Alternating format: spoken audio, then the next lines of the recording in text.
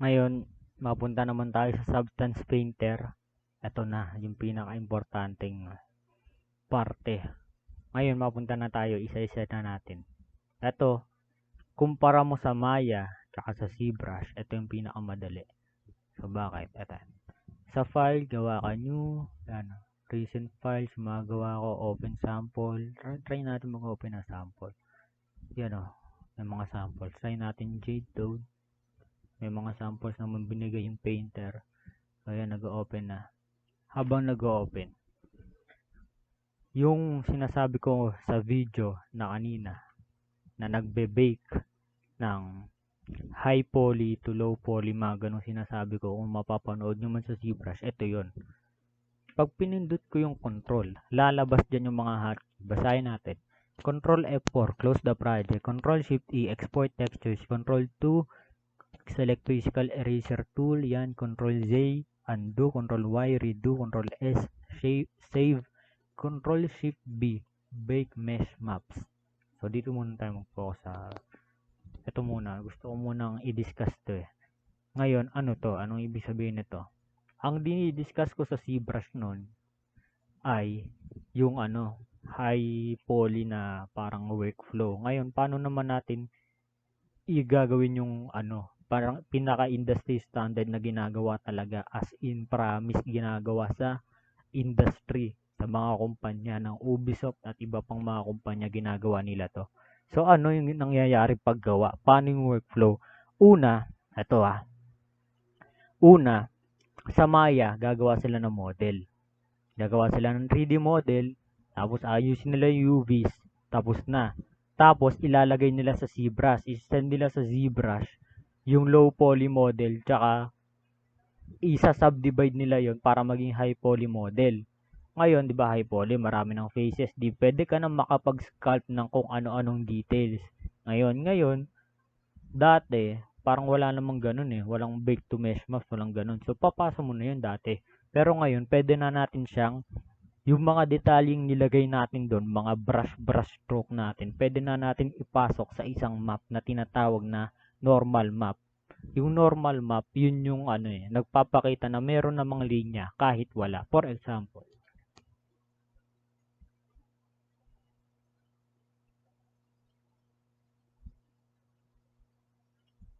nakikita nyo tong linya na to. Ay, ang linya na yan. Di ba dapat hindi ganyan ka ganda yung pagkakadetalye ng linya na yan? Tulad na ito, itong linya na to. Ano natin itong linyang to?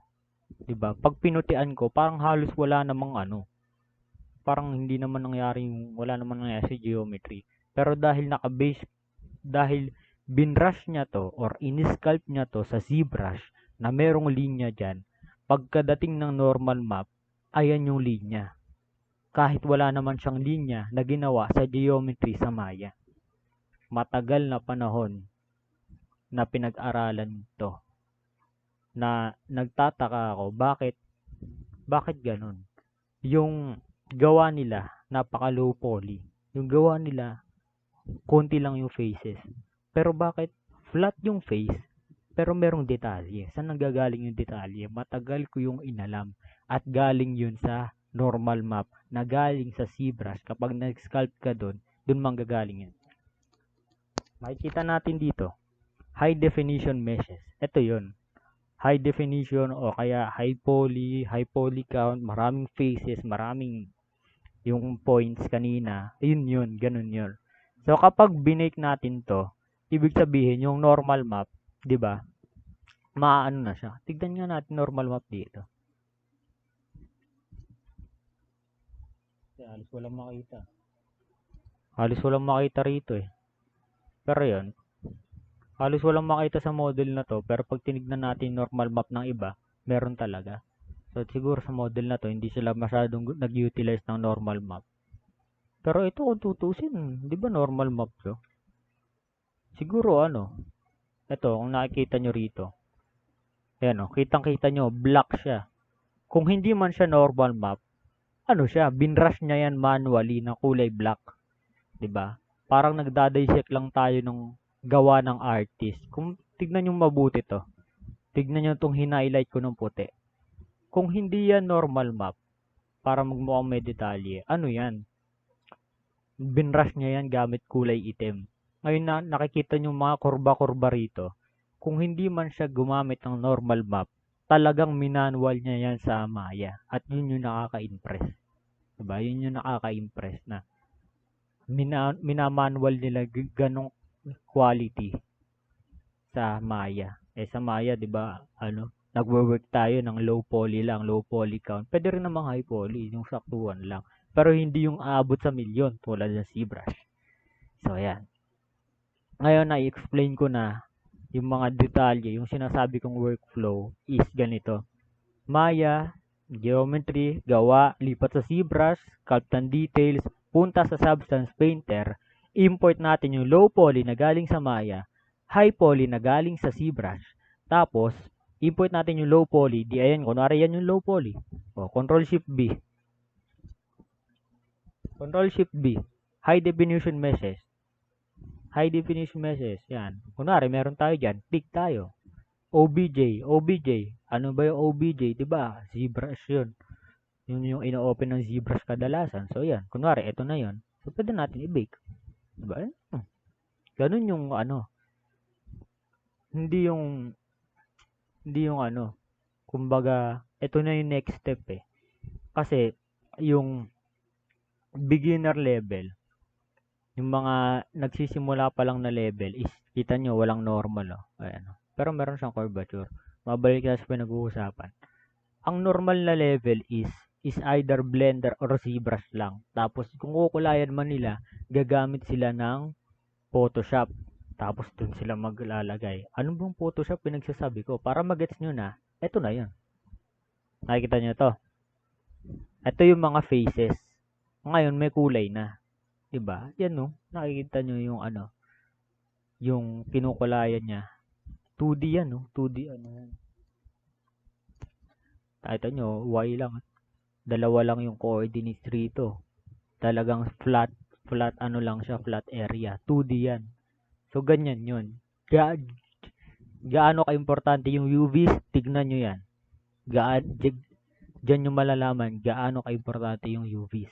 Kung pangit yung pagkakagawa mo ng UVs, kung magkakadikit, overlap, mga ganong problema, pabalik-balik ka kasi. Kasi ganun yung nangyayari sa akin na pabalik-balik ka. Kunwari may nangyaring mali sa UVs, may nangyaring nagkakapatong-patong yung mga texture. Kunwari yung mata na doble, na may mata rito, may mata rin dito. Nagkabaliw-baliwan na yung texture. So, babalik ako sa Maya. Ayusin ko yung UVs, babalik ako sa Substance Painter o kaya sa ZBrush. Titignan ko, okay na ba? Madalas hindi okay. So, pabalik-balik lang. Tawag doon workflow, pipeline, kung ano pa man na gusto nyong pagtatrabaho. Ganun yun. Pabalik-balik lang kayo sa mga software na yan. Kasi di naman one-way process lang. Kasi imposibleng hindi ka magkamali. Pero na lang kung sobrang galing mo na. Pero madalas magkakamali ka kaya pababalik-balik ka sa mga software na ginamit mo. So yan, na-discuss ko na yung dalawang workflow, yung high poly workflow tsaka low poly workflow. Ngayon, discuss na natin yung Substance Painter. Ayan yung file, import resources, pwede natin export yung mesh na to o kaya export natin yung mga textures. Yan, pwede tayo mag-undo, redo. Ito yung bake mesh maps, yung pinapakita ko. Yung painting, ayan, yung rendering, pasilip ko lang sa inyo ng onte, tapos babalik na tayo. So, rendering, ayan. Tignan nyo naman kung gaano yung quality. Dahil naka-on yung mga yung mga emission, yung mga lights, masyadong high quality kasi kaya matagal mag-loading, ayan ang tagal mag-render. Kaya pinatingin ko lang sa inyo kung ano yan. Ngayon, mapunta naman tayo. Etong help, alam nyo na yan, help lang yan, mga links lang yan, support, documentation, partners, JavaScript, dito mag-auto-save ba tayo, ano yung mga plugins, pwede tayo maglagay, plugins folder ng Python, di ba? Dalawa yung language na pwedeng gamitin ng mga software engineer para makapaglagay ng plugin sa Substance Painter. It's either JavaScript or Python. Yun. Viewport naman, ito yung 3D viewport, ito yung 2D viewport, tapos ito yung mga channels, mamaya makikita natin. Window naman, ayan, display settings, history, yung mga properties, Python, toolbars, yan. Yung mode, alam na. Tapos na. Papunta na tayo rito dito sa gilid. Yung paint, ayan, kung physical paint ba o normal na paint. Itong nasa taas, kung full preview ba o brush outline lang, kung anong size ng brush, anong flow ng brush, kung gaano kalakas.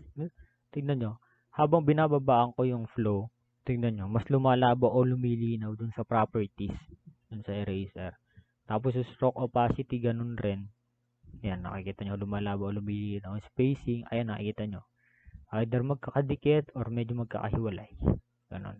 As yung distance, mga ganyan. Ito, symmetry, mga settings na ganyan. Tapos, ano pa? Projection. Yan, itong projection na to, ginagamit natin pag meron tayong decals. Yan, tulad nito. Kunwari, ganyan. Gamit tayong brush, lalagay natin. Yan, projection, tayo ng ganyan. Ganon. Polygon fill. Yan o. Ito yung patunay. Kung makikita nyo itong model na to, kitang-kita na tries siya, hindi sa quad. Kasi yung tries pa triangle yung mga faces. Ayan, kitang-kita puro triangle yung nakikita mo. So, sa Maya, kapag nag-export ka ng isang model, automatically na nagiging tries siya. Pero, pwede rin namang i-export mo siya ng hindi naka-tries. So, sa tingin ko, ginawa to sa ZBrush kaya sa naka-tries. Tapos binabaan na lang yung mga siguro nag-remesh tsaka rin topologies rin siya sa Maya. At gumamit rin siya ng quadro. Bakit? Kasi tignan nyo to, 'di ba? Tignan nyo nangyari dito, magkakadikit, kung ano man nangyari sa geometry. Ito yung tawag dito yung para undesirable geometry o dapat yung geometry na dapat mong kaiwasan. Pero ito yung geometry na ginagamit ng mga sculptors na tries. Pero ang natutunan ko sa mga lessons ay dapat iwasan natin masyado maraming faces o kaya yung tries talaga. Kasi medyo mahirap yung UV. Kasi sa UVs, di ba, puro square. Nakita nyo sa Maya sa discussion, puro square. Paano yung UVs, puro tries, tas napakadaming faces? Paano mo gagawin yun? Mahirap yun. Mahirap pagkasi. So, yung smudge, ayun lang. Anong brush na nakasalik sa akin? Ayaw mag-smudge. Okay lang. Yung clone, pwede mag-clone ng rito. Ganun. Parang sa Photoshop lang, meron din naman ganito sa Photoshop. Tsaka sa mga photo editing software. Diba? Pag nag-smudge kayo, ganun, no? Select kayo ng area, select kayo, ganun lang. Substance share website, yan, Photoshop, export to Photoshop, resource updater. Dito naman tayo sa kaliwa.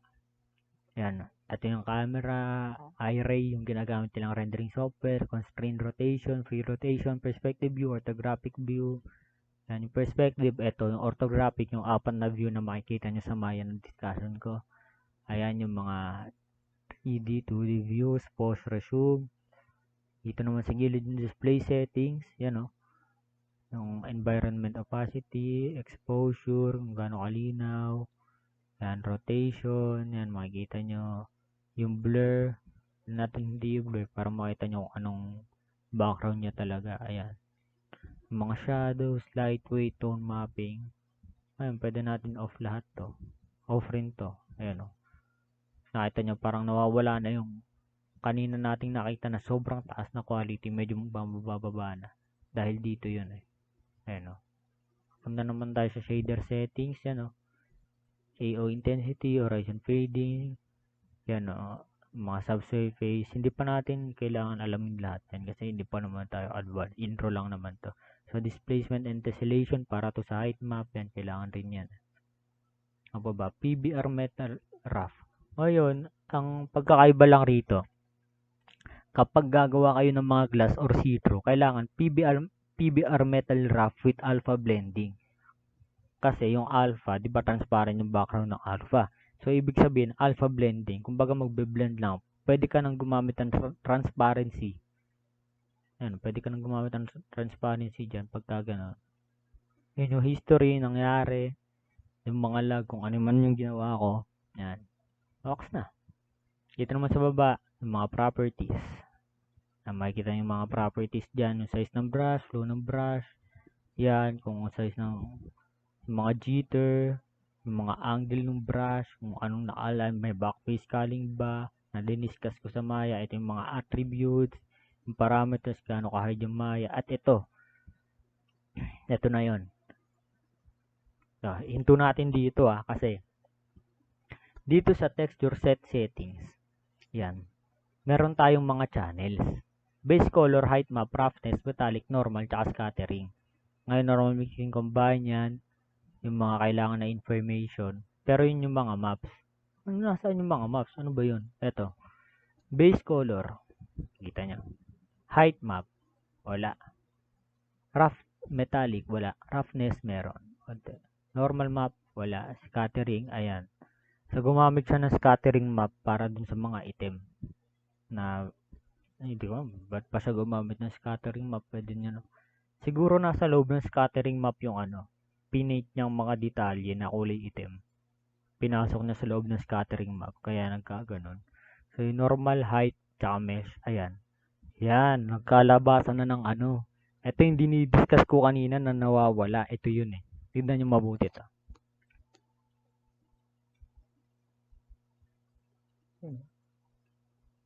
Tignan nyo mabuti yan. Flat siya. Para siyang curve na flat. Pero nilagyan siya ng mga tuldok na parang umbok-umbok. Pero nung ginawa sa Maya, walang umbok. Straight lang na parang kurba. Pero dahil sa ZBrush, nagkaroon siya ng umbok-umbok kasi binebake natin yung detalyeng umbok-umbok na yun sa high poly. Tapos punta sa normal map. Ayan, nakita nyo na yung resulta sa normal map. Yun yung patunay. So, mabalik tayo sa material. Ngayon, meron namang ito muna tayo sa mga layers. Pwede tayo mag-remove layer, lagay folder, smart material, fill, paint layer, add effect. Yan, yung mga add effect, mga filler, generators. So, isa-isayin natin. Ito, delete. Ito, gawa folder. Ito yung smart material. Kapag naglagay ka ng smart material dito, yung mga attributes, pwede mong ibahin tulad na ito. Pag pumasok ka rito sa folder niya, diba, pwede mong ibahin ibahin mga kung anong gusto mong ibahin dito. Kasi kumbaga meron nang gumawa Pwede mo siyang lalo na to, itong base material, diba brown yan. Gusto kong gawin kulay blue, diba? Smart material siya kasi pwede mo siyang ibahin. Kumbaga hindi siya destructive kasi pwede mo pa siyang balikan, pwede mo siya ibahin. So ganyan, kitang-kita nyo naman. Yun. Ayun, ano pa? Fill layer. Yun, fill layer. Fill layer. Anong kulay gusto ko? Red. Fill. Parang sa Photoshop. Paint layer. Ganun din. Parang sa Photoshop lang. Magpe-paint ka. Ayan. Paint layer. Ganun lang. Kasimple. Tapos, itong mga yung mga white mask, black mask, tsaka yung mga mask na yan, importante yan kapag marami ka ng texture dito, marami ka ng layers. May gusto kang i-mask, may gusto kang i-unmask. At halo-halo na yun, marami ng layers. So, dito naman, pwede tayong maglagay ng generator. Yung generator, para siyang automatic na nagkakaroon ng mga konting detalye tulad ng dirt, mga ganon. Levels, dito naman natin ma-adjust yung brightness, darkness, kulay, kung ano-anong pa man pwede nating ayusin. Yung anchor point, name, layer. Huwag muna natin discuss yung anchor point kasi sobrang komplikado na. Ito muna tayo sa mga simple, baka hindi na magets. Yan, na-discuss ko na to. Ngayon, mapunta naman tayo dito sa shelf. Dito sa shelf, para lang sa file explorer, nandito lahat ng kailangan mong dito yung project, ito yung mga alphas, nakikita nyo, mga kulay black yung background, yung mga branch map, ito yung mga branch maps na to, ginagamit to para sa generators. Yan. Yung generators kasi magge-generate sila ng mass. So, ganyan. Ganito ganito gumawa ng At tayo fill layer, gawin natin kulay red, nalagay tayo ng mask, tapos kunwari yan, tapos right click, add generator, yan, kunwari dripping ganyan, tapos dito sa ganyan gumamit ang generator, dripping rush, kunwari curvature, yan, kunwari dripping kaya fiberglass, Ganyan yung mga generator. Kumbaga meron ng automated na ano eh. Bakit niyo naman parang automated na. Kumbaga gagawin mo lang drag and drop, bam, tapos. Diba? Parang medyo ano naman no. Pero yun. Ganun gumamit ng mga generators. Itong mga branch map, pwede mo siyang ilagay rito. So, muna. Ibang usapan na yun. Mga ganyan. Mas nakaharang kasi yung camera ko. Huwag muna natin pag-usapan yun kasi masyadong advanced na yung generators. So, yung branch map, ginagamit siya as generators. Pero pwede rin siyang gawing brush. Mga ganun. Diba? Mga procedurals yan. Mga bricks. Ito. Mga camo. Mga ganyan. Pwede natin gamitin. Gawa tayo ng paint. Na ganyan. Pwede natin siyang gamitin as a brush. Pero wag muna. Pinapakita ko lang. Ito yung mga textures. Yan. Pwede natin ganito. Ganyan, no? Fill layer. Lagay natin sa base color. Ito. Yun lang mga textures at hard surfaces. Dito naman tayo sa normal maps. Ayan o. Ito paint layer.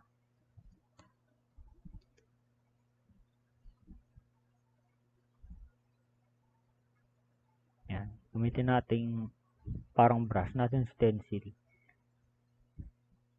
Ito dito. Dito yan. Ayan. Dito dyan. Dito. Ano? Parang nagiging ano to dito. Wag na muna to. Wag na muna yung hard surfaces. Ito naman ganong masyado ng komplikado yan. Wag muna natin ilagay. So, ayan, nakita nyo na.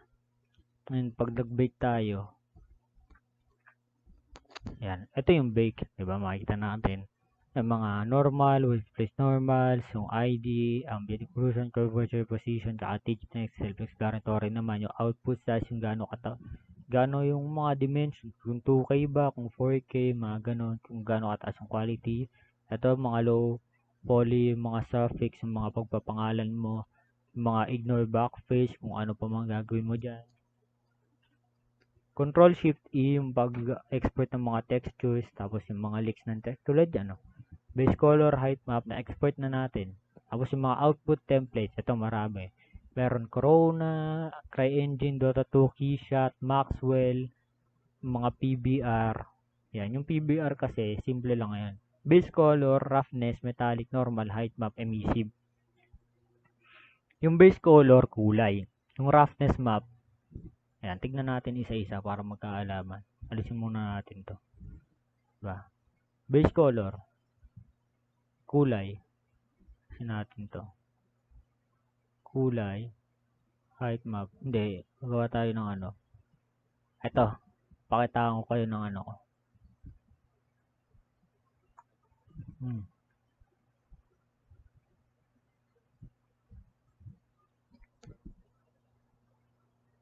Pakita natin.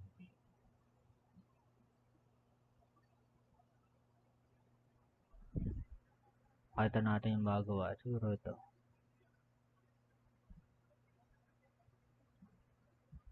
Naglo-loading pa eh. Ayan. Nag-loading.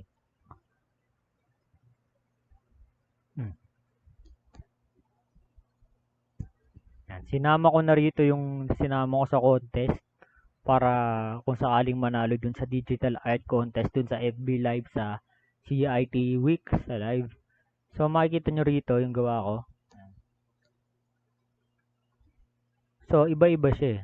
Baga dito. Ito yung importante. Iba-iba siyang objects at may iba-iba siyang UVs.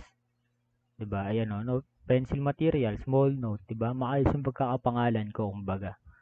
Ayan oh, pinangalanan ko siya ng maayos para alam ko yung nangyayari. So, makita nyo mga layers. Ayan, ganyan gumawa. Tapos, punta na tayo sa mga ano, base color niya. Kita nyo, puro kulay lang. Height map. Wala ako gaanong ginamit na height map. Ayan, siguro ganyan lang. Tinaas ko lang konti. Roughness map. Ayan.